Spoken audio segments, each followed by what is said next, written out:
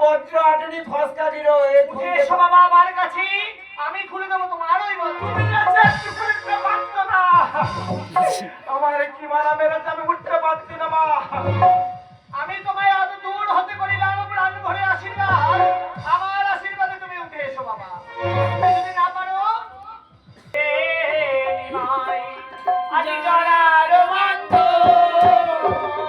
খুলে দেবে ওরে মা, জড়ার বান্ধ আর শ্যামাইয়া আছে বাছার এ চন্দ্রমা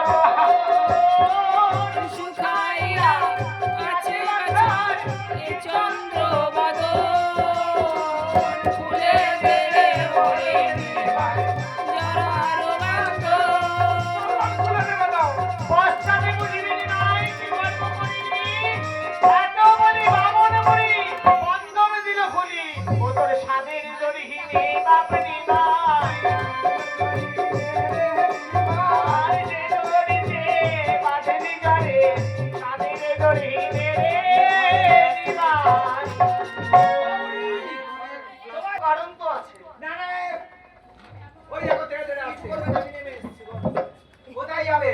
আমরা এপার হতে ওপারে যাবো। করি দাও, করি। করি তো নেই বাবা, করি নেই? আমরা আমাদের কাছে কোনো করি নেই। দেখে তো মনে হচ্ছে তুমি ব্রাহ্মণের মেয়ে। আমি ব্রাহ্মণের মেয়ে। না না, ব্রাহ্মণদের ভালো অভ্যেস আছে। কি অভ্যেস? ইচ্ছে করা। নিমাই! কিছু নেই।